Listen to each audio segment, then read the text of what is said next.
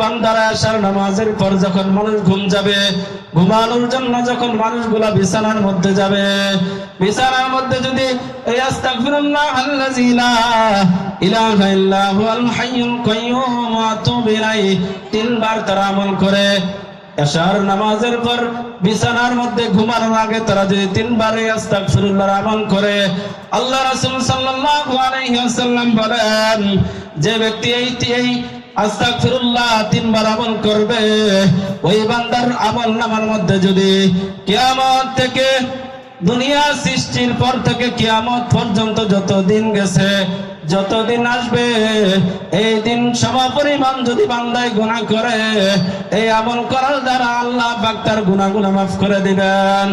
আল্লাহ রাসূল সাল্লাল্লাহু আলাইহি ওয়াসাল্লাম আরো বলেন, হাদিসের আরো অংশে বলেন যে এই দুনিয়ার মধ্যে যত গাছ আছে, যত গাছের পাতা আছে, এই গাছের পাতা পরিমাণ যদি ওই বান্দা জীবনে গুনাহ করে থাকে, এশার নামাজের পর যদি তিনবার আস্তাগফিরুল্লাহর আমল করে,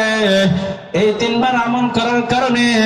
দুনিয়ার মধ্যে যত পাতা আছে, গাছের পাতা আছে, গাছের পাতা পরিমাণ গুনাহ করলেও আল্লাহ পাক তার গুনাহ মাফ করে দিবেন। আল্লাহ রাসূল সাল্লাল্লাহু আলাইহি ওয়াসাল্লাম হাদিসের শেষ অংশে আরো বলেন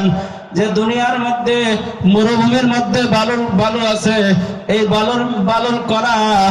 এই মরুভূমির মধ্যে বালুর স্তূপ আছে, এই বালুর কণা পরিমাণ যদি আর কোন বান্দা গুনাহ করে, এই আমল করার দ্বারা আল্লাহ পাক তার গুনাহ মাফ করে দিবে।